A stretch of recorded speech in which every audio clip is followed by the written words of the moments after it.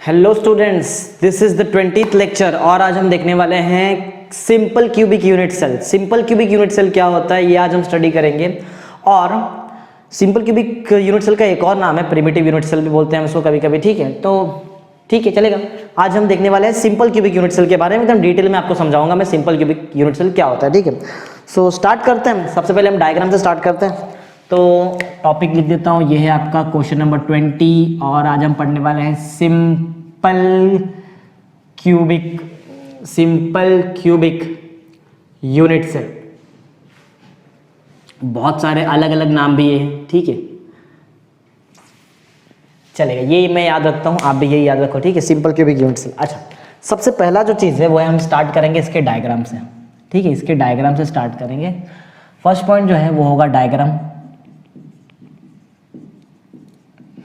अच्छा, डायग्राम में क्या करना है, देखो सबसे पहले डायग्राम में मैं आपको वैसे दो डायग्राम बना के दिखाऊंगा। ठीक है, एक तो मतलब एक डायग्राम में हम सारा इन्फॉर्मेशन नहीं बता सकते, इसलिए दो डायग्राम बनाएंगे, ध्यान से देखना। जो फर्स्ट डायग्राम है वो कुछ ऐसा है, ये मीन्स नाम ही देख लो ना, सिंपल क्यूबिक मीन्स कैसा होगा, क्यूब जैसा होगा। ठीक है, तो ये हुआ एक डायग्राम आपका रेडी यहाँ पे सिंपल क्यूबिक के लिए। ठीक है ना, ये सिंपल क्यूबिक का डायग्राम, ये है सिंपल क्यूबिक वाला diagram ready. Okay, simple cubic के बाद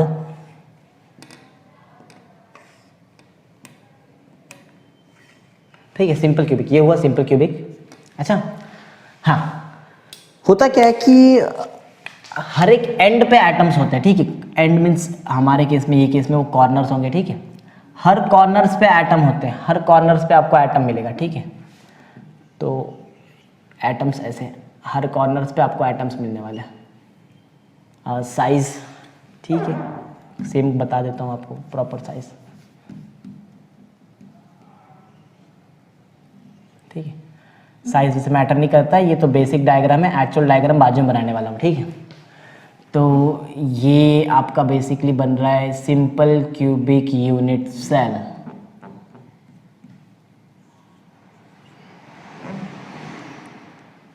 ठीक है, ये हर कॉर्नर्स पे आपको एटम बताना पड़ेगा कि हर कॉर्नर्स पे एटम अवेलेबल है। ठीक है, ये तो आपको समझाने के लिए, ये जो डायग्राम बनाया ये तुझे समझाने के लिए। एक्चुअल डायग्राम ऐसा नहीं होता है। एक्चुअल में अगर हम देखा जाए सिंपल क्यूबिक यूनिट सेल ऐसा नहीं होता है। Simple cubic unit cell actual में जो दिख रहा है वो कॉर्नर्स वाले एटम, ये एटम्स टच करते हैं एक दूसरे को, एड्ज के अलोंग ये दोनों एटम एक दूसरे को टच करते हैं। कैसे मैं आपको बताता हूँ, चलो एक और डायग्राम में, फिर से वही बनाना पड़ रहा है। ठीक है, कोई बात नहीं, इस एक काम करते हैं, सिर्फ मैं ये वाला फेस बनाता हूँ, या फिर ठीक है बना ही लेते हैं। आप क्या देखना ध्यान से। हाँ, अभी यहाँ पे जो बनाने जा रहा हूँ ये भी सिंपल क्यूबिक यूनिट सेल ही है, लेकिन थोड़ा डिटेल वे में आपको बता रहा हूँ। अगर पहले ये मैं बनाता तो आपको नहीं समझ में आता कि क्या हो रहा है वहाँ पे एक्चुअल में, तो इसलिए इस चीज़ को मैं बाद में बना रहा हूँ। तो एकदम ध्यान से देखना।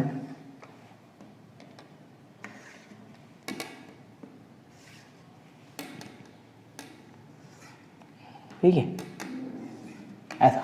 ओके, अब देखना ध्यान से, ये हम क्या करते हैं कि ये पार्ट है ना जो बीच वाला, एक फेस क्या करता हूँ मैं, एक फेस में सिर्फ एक फेस आपको समझाने का ट्राई करता हूँ, बाकी आप अपने आप समझ जाओगे। ठीक है, तो ये एक फेस में आपको समझाने का ट्राई कर रहा हूँ। यहाँ पे जो आपको फ्रंट व्यू में दिख रहा है, फ्रंट में एकदम एक ये चीज़ मैं आपको समझाने का ट्राई करता हूँ। ठीक है, देखो कैसे होगा ये चीज़। मैंने जैसे आपको बताया कि कॉर्नर्स के जो भी एटम्स हैं वो कॉन्टैक्ट में रहते हैं। ठीक है, कॉर्नर्स वाले जो भी एटम है वो कॉन्टैक्ट में होंगे। अच्छा, अगर कॉर्नर्स के एटम कॉन्टैक्ट में हैं तो कैसे दिखेंगे पता है, ये वाला एटम मैं बना रहा हूँ, देखना ध्यान से। ये वाला एटम बना रहा हूँ ऐसा कुछ। ठीक है, तो ये जो एटम्स बन रहे हैं ना, ध्यान देना, मैं ये वाला एटम सिर्फ बना रहा हूँ, ये रहा आपका एटम। ठीक है, ये वाला एटम, अगर ये वाला एटम बनाऊँ तो वो यहाँ पे है। ठीक है, ऐसा कुछ। अगर मैं ये वाला एटम बनाऊँ, ये वाला देखो ये, तो ये यहाँ पे है, ऐसा कुछ। ठीक है, उसका इतना पार्ट है। और ये वाला जो एटम बनाऊँ तो वो आपको यहाँ देखने मिलेगा, ऐसा कुछ ऑलमोस्ट। ठीक है, तो बोलने का मतलब मेरा ये है, ऐसा नहीं कि इतना ही, देखो ये बाकी पार्ट तो बाहर है एटम का, ठीक है ना, बाकी पार्ट तो बाहर है, ठीक है। ऐसे यहाँ पे भी है, यहाँ पे भी है, यहाँ पे भी है। मीन्स हो क्या रहा है कि एटम्स, कॉर्नर वाले एटम ना टच में है, कांटेक्ट में, ठीक है। कॉर्नर वाले जो भी एटम है वो कॉन्टैक्ट्स में, बोलने का मतलब मेरा वही था, ठीक है, ऐसा है, ओके। एक चीज़ और आपको बता दूं कि ये जो रेडियस होता है, रेडियस ऑफ द एटम, ये तो एटम का रेडियस ही होगा ना, ये होता है, इसको हम एज्यूम करते हैं आर, ठीक है। अगर ये आर है तो ये भी आर होगा, ठीक है ना, ये वाला पार्ट भी आर होगा। टोटल क्या होता है? टोटल हम बोलते हैं एड्ज लेंथ, जिसको हम डिनोट करते हैं स्मॉल ए से, ठीक है। Small A is the edge length, edge का लेंथ तो हम स्मॉल ए बोलते हैं, ओके, ठीक है। ये हमने तो डायग्राम में बता दिया। चलो स्टार्ट करते हैं, एक एक चीज स्टार्ट करते हैं फाइंड करना। डायग्राम तो मैंने आपको सिखा दिया। अच्छा, एक चीज मैं आपको बताना चाहता हूँ, अगर मैं ये क्यूब का ये जो देखा, जो मैंने यहाँ पे एक एटम बनाया था, एटम, ये जो एटम मैंने यहाँ बनाया था, ये जो एटम था वो ऐसा तो नहीं कि वो पूरा का पूरा एटम यूनिट सेल के अंदर है, ऐसा तो नहीं है। वो जो फुल एटम था उसका सिर्फ और सिर्फ 1/8 पार्ट, 1/8 पार्ट ये यूनिट सेल के अंदर आ रहा है, बाकी पार्ट सारे बाहर है, ठीक है। समझ में आ रहा है मैं क्या बोल रहा हूँ? जैसे हम बोलते हैं ना कि कैसे समझाएंगे अभी, ओके, एक एग्जांपल लेते हैं। समझो ये जो बोर्ड दिख रहा है आपको, ठीक है, ये बोर्ड पे मैंने एक स्पीयर यहाँ पे रहा, इसके मिडल से मैंने एक स्पीयर पास, समझो मिडल में एक ऐसा स्पीयर है, ठीक है, एक स्पीयर है, स्पीयर का आधा पार्ट यहाँ है और आधा पार्ट पीछे है, ऐसा है। मीन्स मेरे पास जो पार्ट है वो क्या है, 1/2। वैसे ही ये जो एटम भी तो स्पीयर ही है ना, वो एटम का अंदर कितना पार्ट है पता है, 1/8। जैसे यहाँ पे 1/2 पार्ट था, वहाँ पे 1/8 पार्ट अंदर, ठीक है। मतलब हमारे पास जो एटम का पार्ट है वो है 1/8, ठीक है। तो ये पार्ट आपको याद रखना पड़ेगा। वैसे समझना बहुत इजी है। अगर आप इसको चेक करेंगे ना, ये यूनिट सेल को आप ड्रॉ करेंगे, मतलब लेफ्ट में, राइट में, टॉप बॉटम सब जगह पे ड्रॉ करेंगे तो वो क्लियर मालूम पड़ेगा कि 1/8 पार्ट अंदर होता है यूनिट सेल के, बाकी सारा पार्ट मीन 7/8 पार्ट बाहर होता है, ठीक है, ऐसा, ओके। तो चलो स्टार्ट करते हैं, फटाफट एक पैरामीटर निकालते हैं। सबसे पहला जो पैरामीटर मैं निकालूंगा वो होगा कि एक यूनिट सेल के अंदर कितना एटम है। तो सब बोले सर ये तो क्लियर दिख रहा है 8 एटम है। नहीं, ये जो कॉर्नर का एटम है ये पूरा का पूरा एटम अंदर नहीं है। मैंने आपको बताया ये कॉर्नर का एटम में से सिर्फ 1/8 पार्ट अंदर है, बाकी सारा पार्ट बाहर है। तो वो मुझे करना है क्या है, मुझे फाइंड करना है number of atom per unit cell. Per unit cell का मीन्स मतलब क्या होता है, पर मीन्स यूनिट सेल के अंदर कितना एटम है वो फाइंड करना है पहले, ठीक है। तो number of atom per unit cell कैसे निकालेंगे, बहुत इजी सा चीज है। देखो इसका एक फॉर्मूला होता है, number of atom per unit cell का एक फॉर्मूला है। फॉर्मूला ये है कितने एटम्स है, देखो आपके पास जो भी एटम है वो कॉर्नर पे है, तो मैं ऐसा लिखता हूं नंबर ऑफ कॉर्नर एटम्स, ठीक है, number of corner atoms into ये कॉर्नर एटम कितना पार्ट शेयर कर रहे हो भी बताना पड़ेगा आपको, इनटू पार्ट शेयर्ड, ठीक है। तो ये आपको याद रखना पड़ेगा, number of atom corner atom into part shared. अच्छा, कितने कॉर्नर एटम्स हैं, 8 कॉर्नर एटम है, गिन लो जरा। और कितना पार्ट शेयर कर रहे हैं, एक आइटम कितना 1/8 पार्ट शेयर कर रहे हैं, 8 कैंसिल हो जाएगा, आपको आंसर मिलेगा 1। Number of atom per unit cell को हम डिनोट करते हैं Z से, मीन्स Z का वैल्यू आ रहा है 1, ठीक है। मीन्स ये हुआ कि एक यूनिट सेल के अंदर, एक सिंपल क्यूबिक यूनिट सेल के अंदर सिर्फ एक ही एटम होता है, एक ही एटम होता है। एक्चुअल में देखा जाए तो अक्खा एक एटम होता है, ठीक है। तो चलो ये पहला पॉइंट हमने निकाल दिया। इसके बाद हम निकालते हैं रेडियस ऑफ यूनिट, देखो रेडियस ऑफ एटम निकालते हैं, ठीक है। नेक्स्ट जो पार्ट मैं निकालने जा रहा हूँ वो है रेडियस ऑफ एटम। एक एटम का रेडियस, ध्यान से देखना एटम का रेडियस कैसे निकालेंगे। देखो जो एड्ज लेंथ है, जो एड्ज लेंथ है, देखिए एड्ज जो लेंथ है, जो ए है, ये जो ए लेंथ है इसमें 2 आर आता है ना, मीन्स आर प्लस आर आता है, ठीक है। तो एड्ज लेंथ तो ए है, ए का वैल्यू होगा 2r, means value of R will be a/2, ठीक है। तो निकाल दिया हमने रेडियस ऑफ एटम, एटम का रेडियस निकाल दिया, ठीक है। चलो ये भी निकाल दिया। इसके बाद अब क्या करते हैं, इसके बाद हम वॉल्यूम निकालते हैं, ये अक्खा पूरा यूनिट सेल का वॉल्यूम निकालते हैं, ठीक है। देखो 2 पैरामीटर यहाँ पे निकाल दिया, ये तीसरा पैरामीटर मैं यहाँ पे निकालने जा रहा हूँ, वॉल्यूम ऑफ यूनिट सेल। एक यूनिट सेल का वॉल्यूम निकालता हूं। देखो volume of unit cell, unit cell का देखो शेप देख लो, आप समझ में आ जाएगा। शेप क्यूब जैसा शेप है, तो क्यूब का वॉल्यूम क्या होता है, साइड क्यूब होता है ना, ठीक है। तो वॉल्यूम ऑफ यूनिट सेल, और यूनिट सेल है कैसा, यूनिट सेल तो क्यूब जैसा है ना, क्यूब जैसा है, तो आंसर क्या होगा साइड क्यूब, ठीक है ना, साइड का क्यूब होता है। साइड देखो जरा, साइड का लेंथ कितना है, ए लेंथ है, मीन्स ए का क्यूब आ जाएगा। ये एक फॉर्मूला होगा वॉल्यूम ऑफ यूनिट सेल का। एक और फॉर्मूला पॉसिबल है, ए का वैल्यू आप अगर पुट कर दे, वैल्यू ऑफ ए कितना है 2r है वैल्यू ना, तो यहाँ पे मैं 2r का जैसी क्यूब लिखूंगा, I will get 8r cube. ठीक है, तो दो आंसर पॉसिबल है volume of cube, volume of unit cell का, या तो ए क्यूब आप लिखो या तो आप लिखो 8r क्यूब। ठीक है ना, पॉइंट तो एकदम सिंपल लग रहा है। तो ये जो हमने निकाला ये है वॉल्यूम ऑफ यूनिट सेल का वॉल्यूम है। ठीक है, और आंसर कितना है आपके सामने। ठीक है, ए क्यूब और 8a क्यूब दिख रहे हैं, सॉरी 8r क्यूब, हाँ एक है ए क्यूब और दूसरा है 8r क्यूब, दोनों में से आप कुछ भी लिख सकते हो। ठीक है, तो ये हमने वॉल्यूम ऑफ यूनिट सेल निकाल दिया। एक काम करते हैं, चलो वॉल्यूम ऑफ एटम निकालते हैं।